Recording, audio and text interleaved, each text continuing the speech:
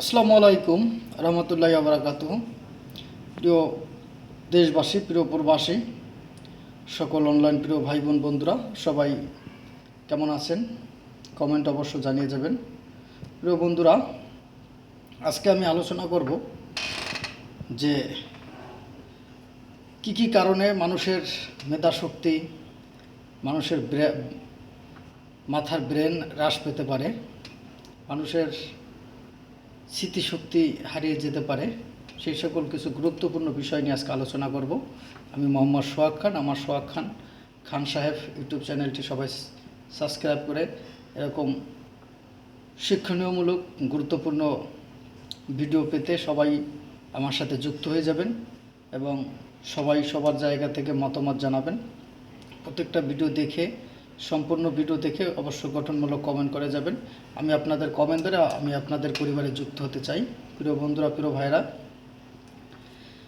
তো কথা না বাড়িয়ে আলোচনায় আসি। প্রিয় বন্ধুরা, আজকাল মানুষ দেখা যায় যে খুব অল্পতেই মানুষ বিভিন্নভাবে স্ট্রোক করে থাকে, মিনি স্ট্রোক করে থাকে। মানুষ অল্পতেই তাদের মেধাশক্তিকে হারিয়ে ফেলে, স্মৃতিশক্তিকে হারিয়ে ফেলে। অল্প বয়সী মানুষ বুড়ো হয়ে যায়, অল্প বয়সী মানুষ তার চুল পাকা ধরে, চুল পেকে যায়। এগুলো বিভিন্ন কারণে হয়। এগুলো সেই সকল বিষয় নিয়ে আজকে আলোচনা করব। তবে বিশেষ যে গুরুত্বপূর্ণ বিষয় নিয়ে আমি আজকের টপিক, সেটি হচ্ছে যে কি কারণে মানুষের মেধাশক্তি হ্রাস পেতে পারে। সেটি হচ্ছে, একজন মানুষ যখন সকালে একদম খুব সকালে ঘুম থেকে উঠে যখন সে খালি পেটে থাকে, অনেকে না খেয়ে থাকে, 10টা 11টার পরে বা 12টার পরে ভাত খায়।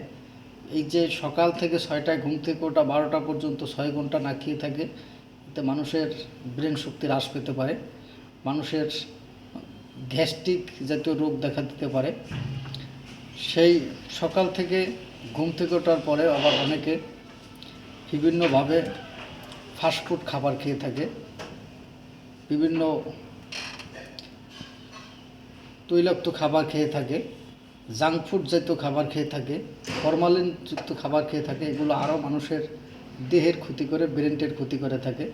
তাই সকালে ঘুম থেকেই মানুষের উঠে নিজস্ব পারিবারিক খাবার দাবার খাওয়া উচিত, নাস্তা খাওয়া উচিত। বাজারে বা যে কোনো খোলা খাবার না খেয়ে, ফাস্টফুড জাতীয় খাবার না খেয়ে বাসায় তৈরি খাবার খাওয়া উচিত। বিশেষ করে তৈলমুক্ত খাবারগুলো খাওয়া উচিত। আর যদি ভাত খায় তাহলে সবচেয়ে বেশি ভালো হয়।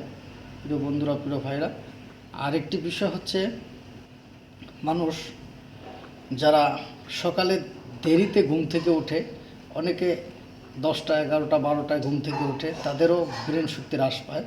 কারণ সকালের আলো বাতাস মানুষের শরীরের জন্য, মানুষের ব্রেনের জন্য খুবই গুরুত্বপূর্ণ, খুবই প্রয়োজনীয়। তাই যারা সকালবেলা দেরিতে ঘুম থেকে ওঠে তাদের ব্রেন শক্তি হ্রাস পাওয়ার সম্ভাবনা থাকে।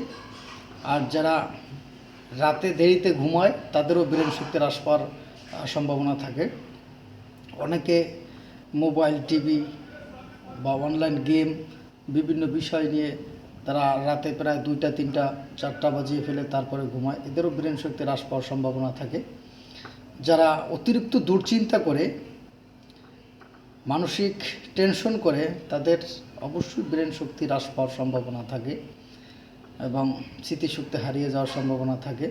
যারা অতিরিক্ত দুশ্চিন্তা করে এবং মানসিক টেনশনে থাকে, তারা অনেক সময় দেখা যায় মানসিক ভারসাম্য হারিয়ে ফেলে। তারা আবার কোনো সময় তারা মিনি স্ট্রোক করে বসে। তাই যে কোনো প্রকার দুশ্চিন্তা থেকে সবসময় নিজেকে মুক্ত রাখবেন।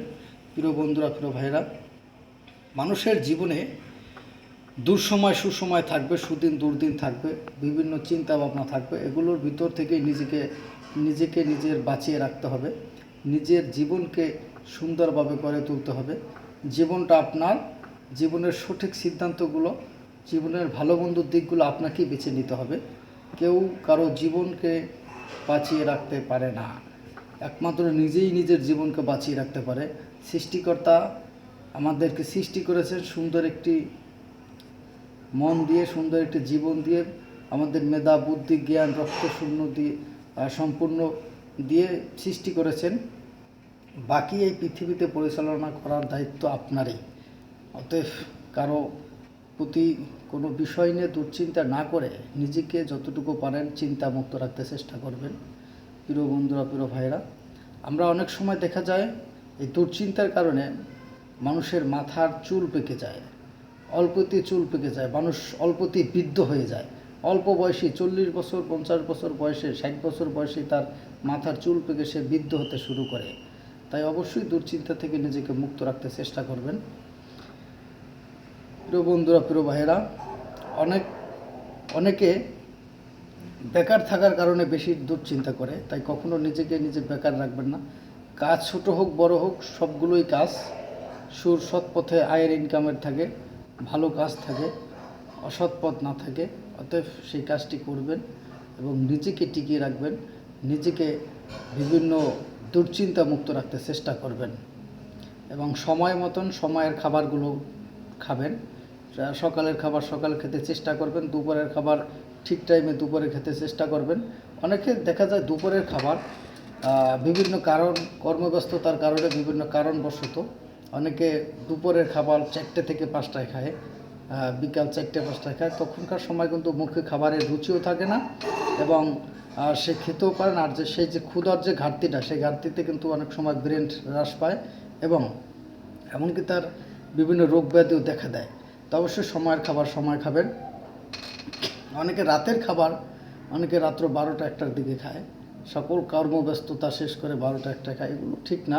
তার সঠিক টাইমে রাত্র 8টা থেকে 9টার ভিতরে, বিশেষ করে জোর হলে 10টার ভিতরে তার রাতের খাবারটা খাওয়াটা প্রয়োজনীয় বলে মনে করি। প্রিয় বন্ধুরা, প্রিয় ভাইরা, শরীরে প্রত্যেকটা টাইমেই আপনি কোনো না কিছু খেতে হবে। আর কিছু না পারুন, আপনি পানি খেয়ে অন্তত আপনার শরীর মনকে ঠিক রাখুন। তাই কখনো অনাহারে না থেকে, ক্ষুধার্ত না থেকে সঠিক সময় কিছু না কিছু খেতে চেষ্টা করুন, নিজেকে নিজে বাঁচিয়ে রাখুন। প্রিয় বন্ধুরা, প্রিয় ভাইরা, অতিরিক্ত মোবাইল ব্যবহারের কারণে অনেক সময় ব্রেন হ্রাস পেতে পারে।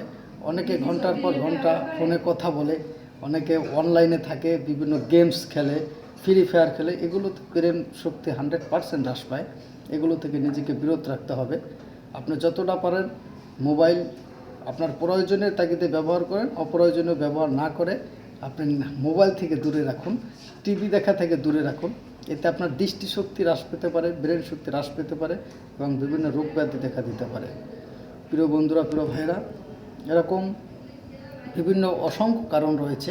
আমি যে সকল কারণগুলো আপনাদের সাথে আলোচনা করছি, যদি ভালো লেগে থাকে অবশ্যই সবাই এগুলো মেনে চলতে চেষ্টা করবেন এবং সবাই সবার জন্য দোয়া করবেন। সবাই ভালো থাকবেন, সুস্থ থাকবেন। অবশ্যই আমার চ্যানেলটি সবাই সাবস্ক্রাইব করে যাবেন। এরকম আরও সুন্দর সুন্দর ভিডিও পেতে সবসময় আমার পাশেই থাকুন। সবাই ভালো থাকুন, কমেন্ট করে যাবেন। আমি আপনাদের কমেন্ট দ্বারা আপনাদের পরিবার যুক্ত হতে চাই। আল্লাহ হাফেজ।